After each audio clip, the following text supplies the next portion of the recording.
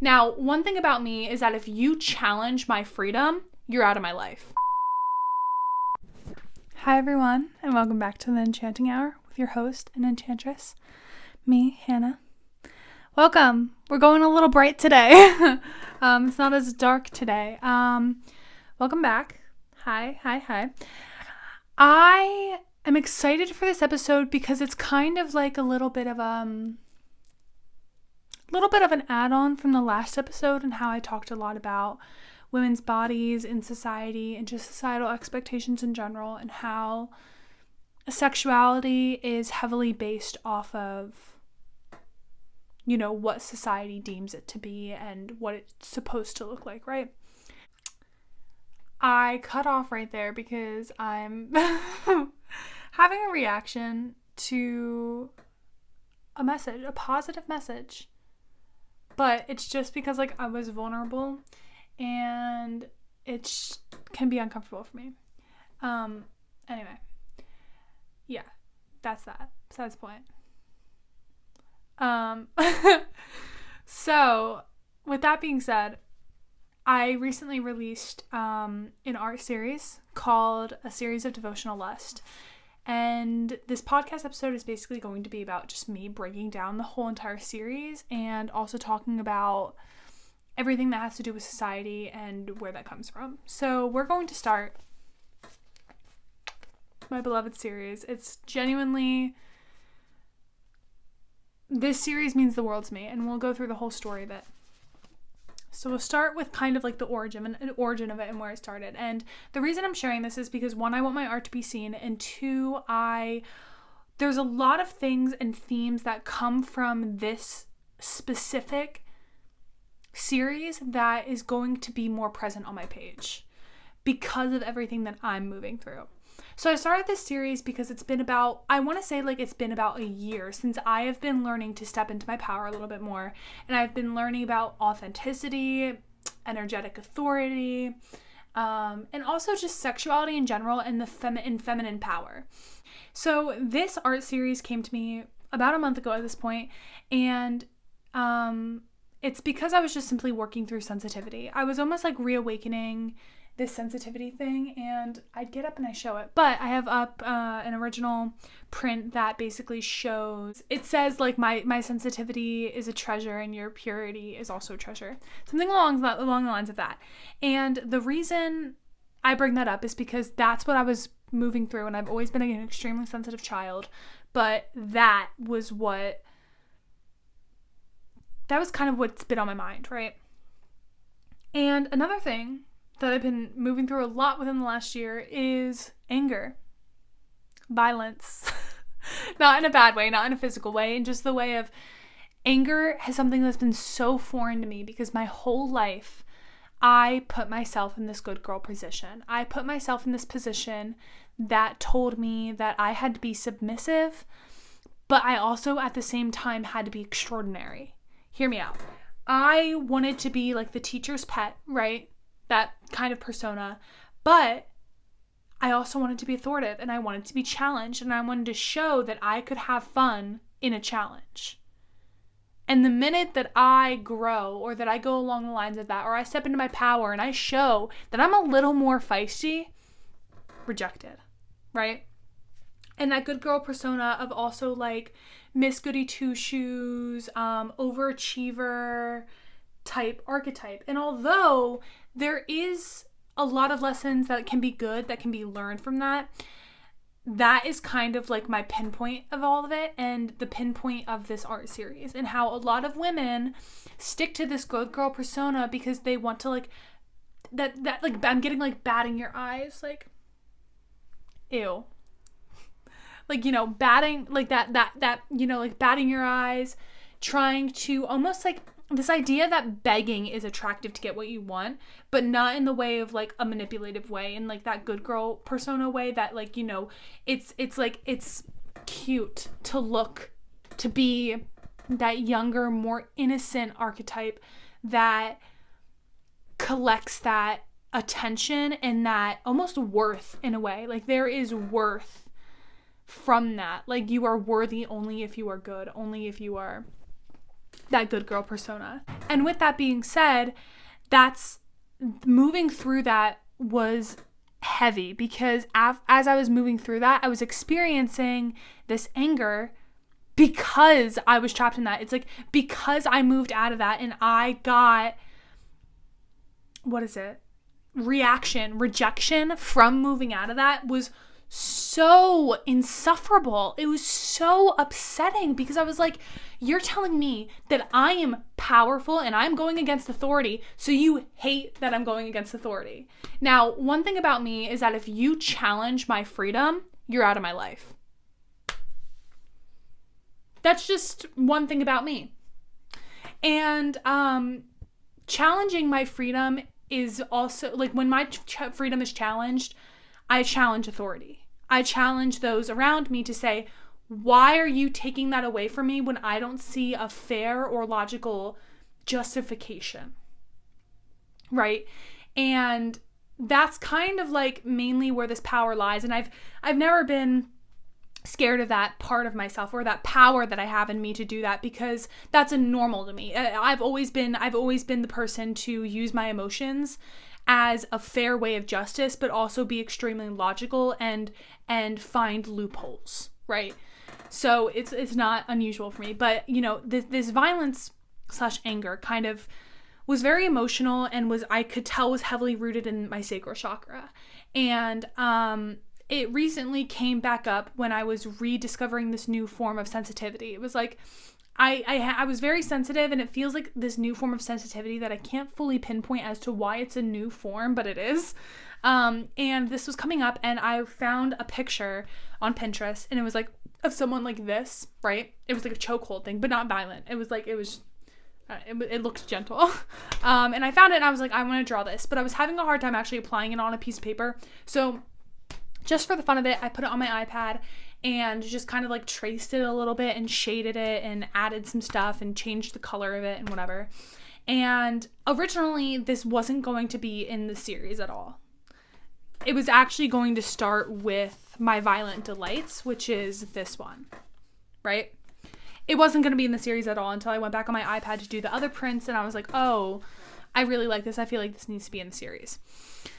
I had scribbled something down after I outlined this picture of like the chokehold, and it was just kind of channeled emotionally, and it basically said, kind of like italicized, I want to say, I just want to be heard. Why does my sadness turn into anger? I'm no longer receptive to love like a little girl. My violence keeps me in a chokehold. Why am I never satisfied? I guess I found lust instead.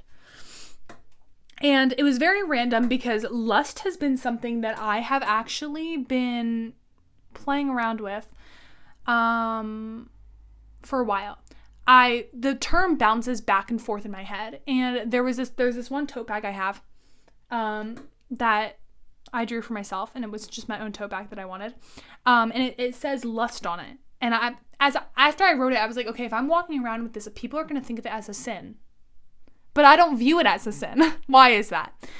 And so it's just kind of been something that I've moved around in. And this first piece kind of introduced me into this, I want something to be focused. I want my work to be focused around this lust idea. This, whatever I'm moving through, it feels like a questioning and an exploration of sexuality and lust, right?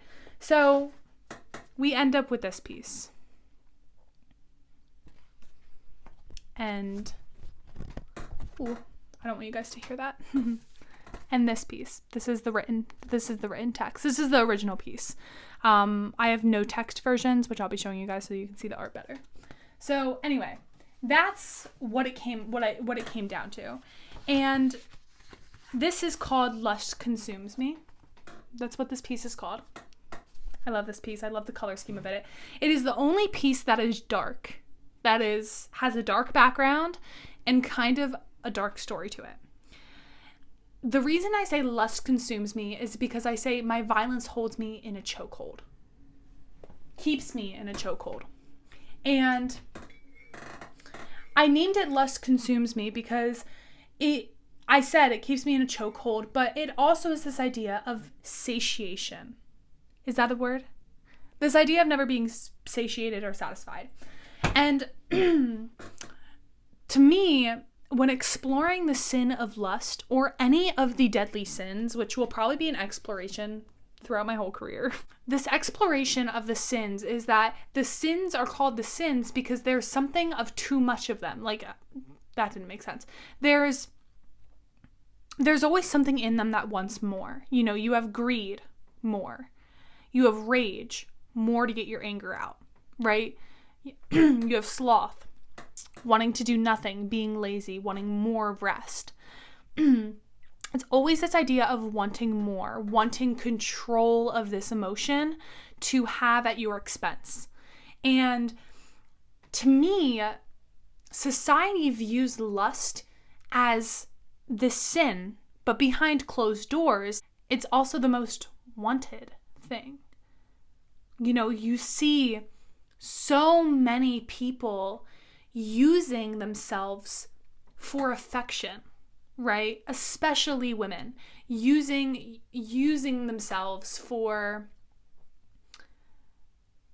validation, you know? And to me, that's what this sin consists of. Is lust is constructed as a sin in the way that it's just about validation and affection and this like aggressive love. Like, love can be aggressive in a passionate way, but when I say aggressive love, I mean like aggressive, like degradation.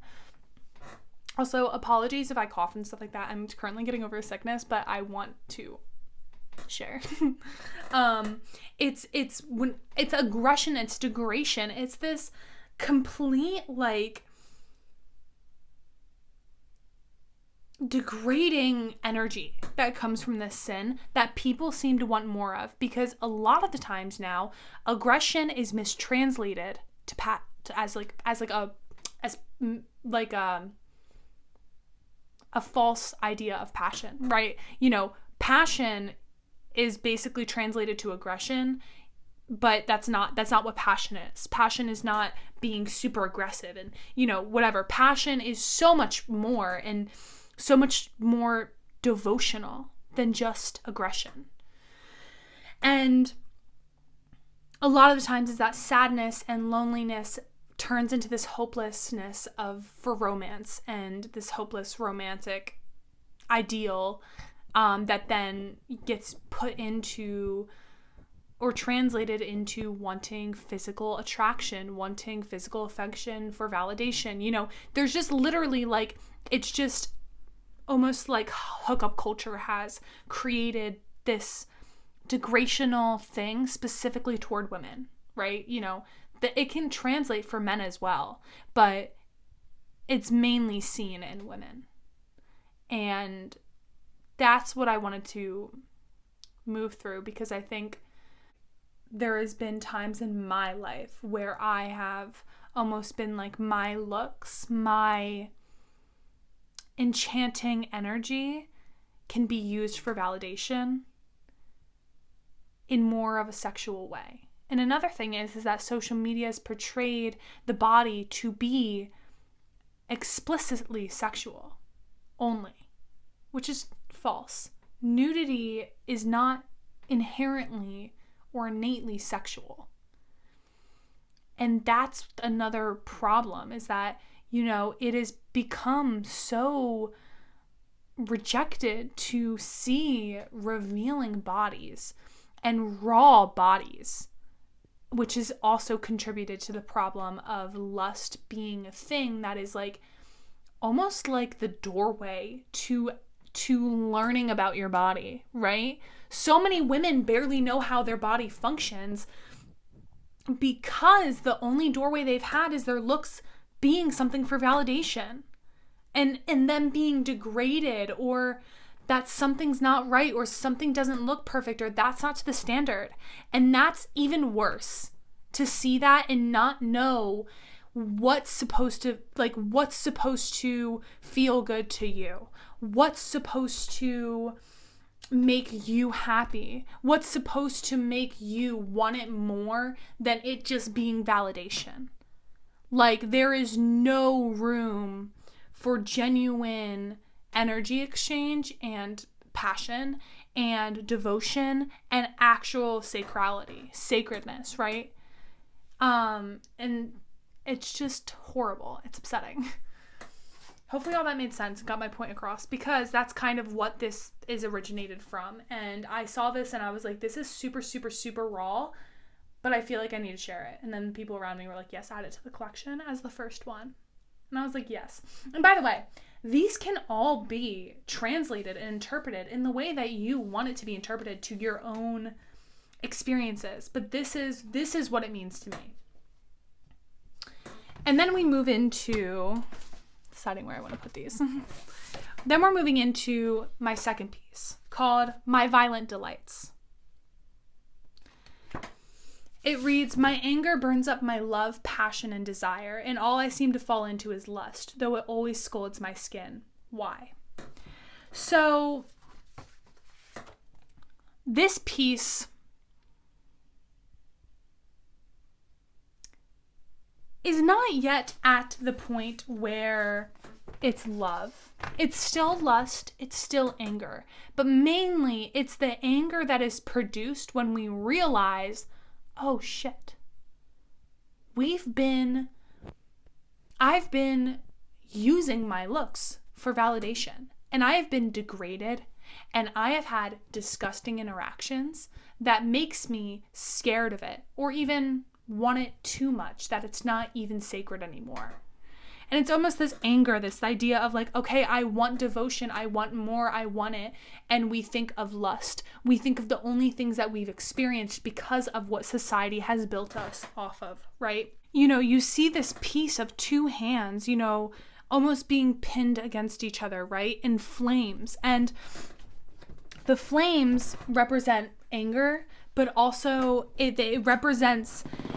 it does represent the anger, and the hands represent that want for more, that want for lust, that want for anger, that want for passion, that want for desire, right? But feeling almost ashamed to desire something so much deeper than what it is. Because another thing is, hookup culture romanticizes the bare minimum. Girl, stop being delusional. Stop wanting to be in so many situationships, or stop trying for people who literally just aren't attracted to you. If they are not automatically like, I want to be in your presence all the time, then it's not enough. It's not going to work. It's not. And it's just so, this is what this piece really represents, really shows. We have a special guest. Kippy, come here. Kippy, come here, come say hi. This is our little special guest. Our little special guest. Our gorgeous special guest. Anyway, but you see, this is what this piece shows, is that it's this want for something deeper, but not knowing what it is, because we know nothing else outside of lust and degradation and aggression as well. Which is why it's also called My Violent Delights, because My Violent Delights is something very curated, because it's something that this violence is almost delightful, because anger is the only thing that gives a sense of deeper exchange, you know, because like I said earlier, anger is translated into something like a false image of passion, and that's also what this shows. That's also what the title shows, is that it's like violent, but it's delightful because we're translating it as passion when it's not. Then we go into the next piece called Tainted Love or Sacred Lust. We love her. We love her. We love her. It says, is the soft touch of intimacy too much to ask for? I want the taste of the elixir to trickle down my throat into my womb. What is sacred, crossed out, love? It says sacred lust, but it's crossed out into love. The originals of each piece, by the way, is the text. Like, not I think I said that earlier, but the text is the original pieces. So this is kind of the turning point of the whole series. You get the title first off, that is contradicting, right? Tainted love. Okay, it's like strained love that's full of tension. Who would want that? Or sacred lust. Okay, in this context so far, lust has been a sin. How is it sacred, right? And you get if you hear my dog making noises, it's because he's excited. So we have that contradicting kind of a title, right? But then we get these questions. We get this: is the soft touch of intimacy too much to ask for? And then we get this craving of, I want the taste of the elixir to trickle down my throat into my womb. And when I think of elixir, I think of honey. I think of something sweet and cleansing, but also warm and inviting. And then we get this question of what is sacred love? And we write down lust first because we believe, okay, lust is sacred even if it's viewed as a sin right now, when really it's not in this context. It's still a sin in this context. It's still shown as something that is a little bit too aggressive, a little bit too surface level. So it crosses out into love, this correction of, wait, never mind. I want something sacred, and love feels sacred to me, right? We're not viewing love in this hopeless romantic way. We're viewing love in this actual high standards way, in the way that love is supposed to be, in this beautiful treatment way. And this is kind of the point where we begin to question what it actually is and what we want it to feel like. We start off with, in My Violent Delights, we recognize we want something deeper, but we don't know what it is. And then in this piece, we move to the point of, okay, I want it to taste like honey. I want it to be warm and welcoming, but thick and cleansing, right? This is where we establish that, okay, this is kind of what I want it to be. This is kind of how much deeper I want it to be. What does this mean to me now? That one's pretty straightforward. I love that one. So then we move into the piece Delicacy. It's, hopefully the camera's picking up, it's someone digging their hand into someone's back. And it's like a magenta-y color. It says, is it pleasure that aches under the grip of touch? Or is it passion that dares to explore the depths of the soul? Or is it safety that creates the delicacy of the clouds? Almost forgot to show you. Right there. So this piece is the actual questioning piece, the actual point of the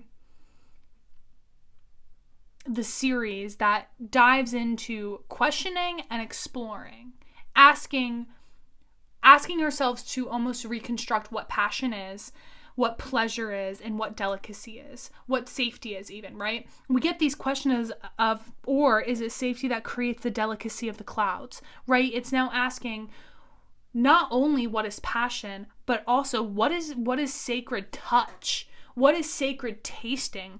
What is sacred feeling and hugging and exploring, And this is the piece where we meet delicacy.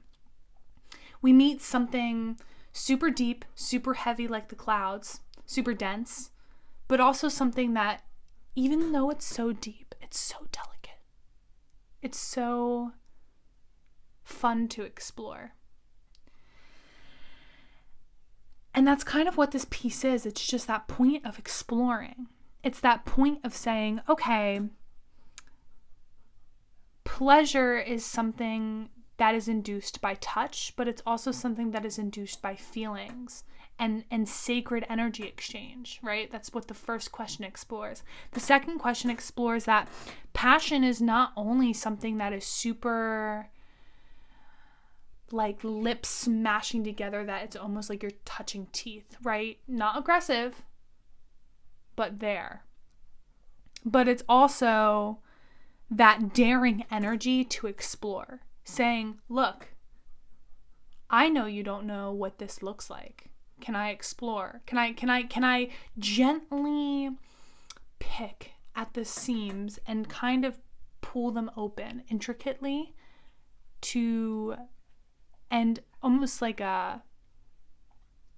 untie them untangle them into something that looks a little deeper to you, that looks a little more inviting to you. You know, it's the other person daring you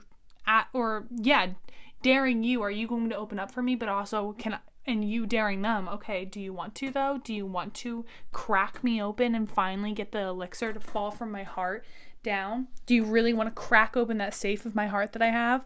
You know, and down, that goes deeper into not only the sacral chakra, that sensual chakra, but also the root chakra that goes to the earth, you know, creating almost like a nourishing formula, a fertilizer for the roots of the tree, right? And then we move into the delicacy, the safety, the idea of not only should lust and love look passionate and safe and pleasurable, but it should also look safe and assuring, right? And then we move into the last piece, which is my favorite piece, probably my favorite. Oh no. Called my playing card. Now this piece is a little more personal. All these pieces are personal, actually. All of these pieces are personal. But it's something that feels a little more personal to me because it shows my questions that I like to ask, being like, do you actually want to explore? Do you actually want to come? Do you actually want to join the ride, you know? So it says, society likes to play, but not like I do. My passion, love, and sensuality are my playgrounds. Allow me to taste what lust is, because I know I want to taste, to touch, to find pleasure in the places society has cursed. Can you handle my game of devotion?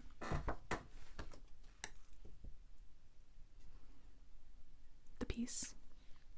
So it's a picture of a woman licking, I think it's supposed to be a neck. The reference photo I did for this, just, you couldn't really tell. So it can be whatever you like. It could be your own arm. It could be someone else's neck. Whatever you want it to be. Anyway, so with this being said, this piece is the last piece that says, okay, I've explored and I've subtly reconstructed what it looks like to be, but I know for a fact that I have reconstructed lust. That I have reconstructed that lust looks like passion, devotion, desire, sensuality, and pleasure, right? Lust is all of a sudden not a sin, but instead something that describes deeper than the casual love you see. You know, love and lust have two different qualities. Love can be extremely sacred, and almost a fine line to lust, but love in this context is something that is a feeling. That is something like, I love you because you do these things for me. Lust is a feeling that is intimate, that goes deep below the surfaces and cracks it open. Just like delicacy does, that hand ripping the skin, being like, hey, I want to rip you and crack you open in the most safe way so that I can taste your soul. Wow. The words that just flowed out of my mouth was gorgeous.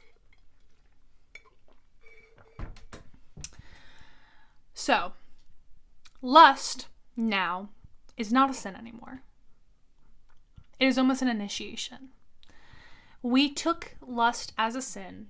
You know, we took the context of lust being a sin as an initiation to explore and discover how we can rebuild and reconstruct love, lust, and everything else that has to do with it, including our sexuality. And the ways that we view our body too, even. You know, this is another part of the series. And the reason I say that this piece is very personal is because it shows my quality of hating authority and society. And it shows my quality of saying, I don't like that you do that, because that's not how I do it.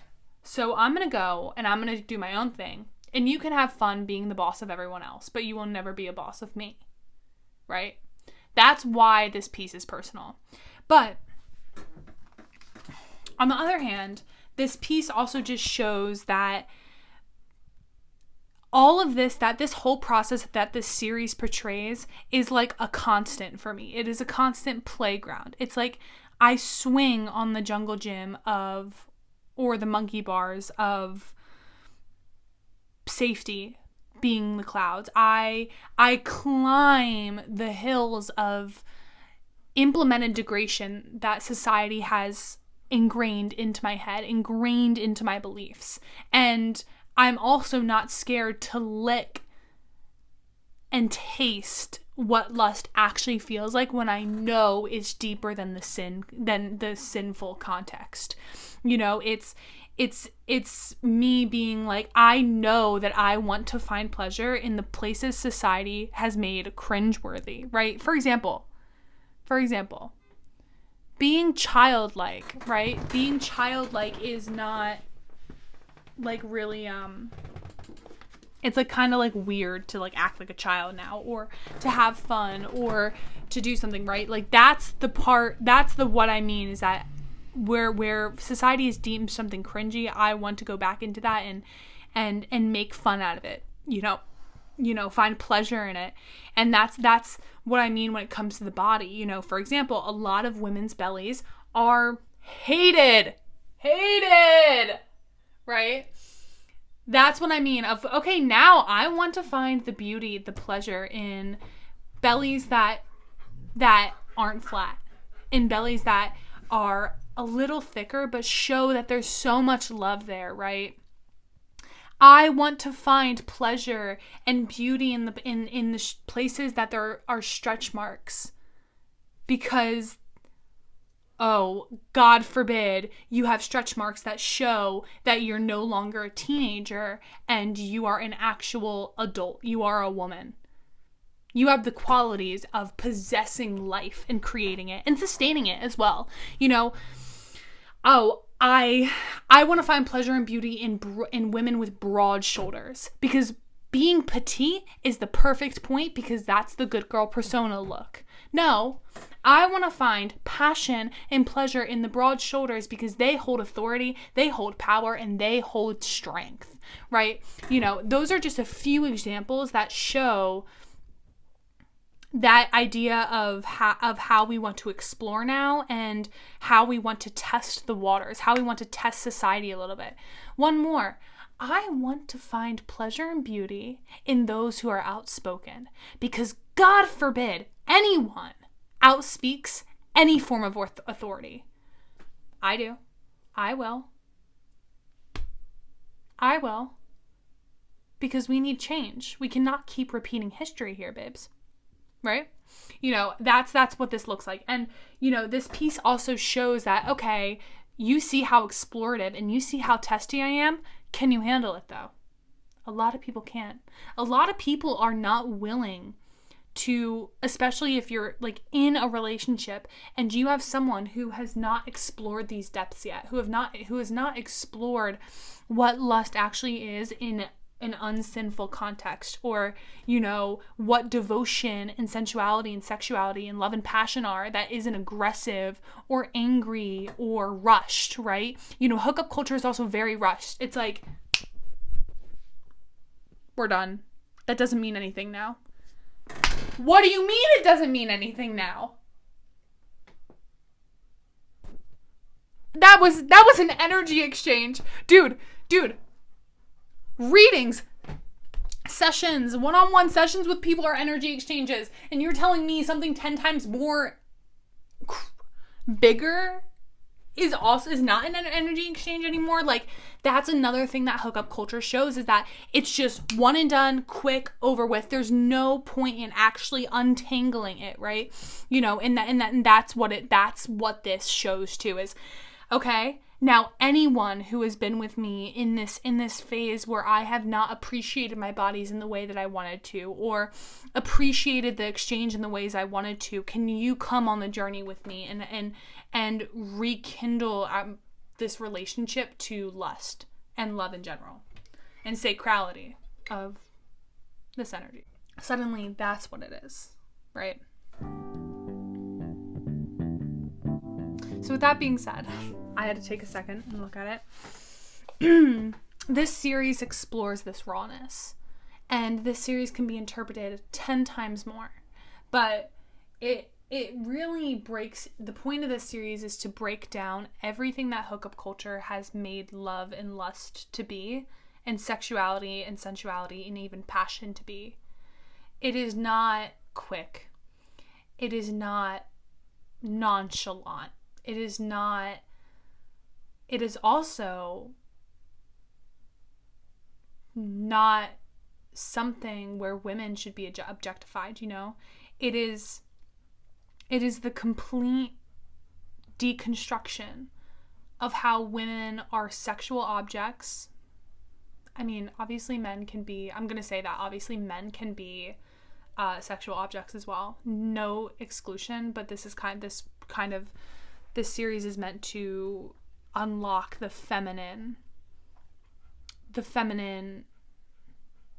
meant to unleash the feminine power that has been suppressed through hookup culture, you know, and that this series debunks all of that and deconstructs all of that, because quite frankly, it's disgusting that there's still this hookup culture and this modern love that is not deep, that is not sacred, that is not love letters anymore and words of affirmation. It's just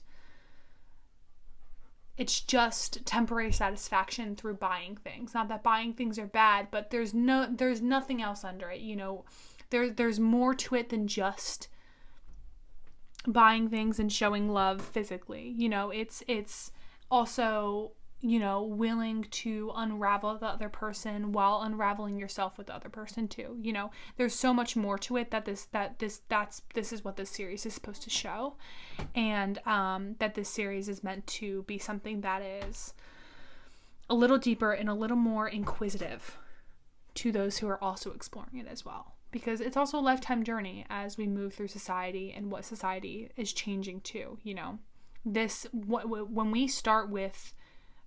start healing the relationship we have towards sexuality, sensuality, passion, desire, devotion, ourselves, our bodies, love, and lust, we are also single-handedly healing generational trauma and those around us, because we are sharing that power again. We are reclaiming that feminine power that has been suppressed through this hookup culture in society, in this sinful context of lust, and sharing it and healing generations before us and ahead of us, right? And that's what this series is doing. I'd love to hear your thoughts on this all. And this is a limited edition series, by the way. At the moment, as I'm releasing this podcast, there's only 2 copies of each. There's 2 copies of singles for texts. So 2 single copies each of text. That makes sense. So there's 2 copies of a single for this if you just want to buy one.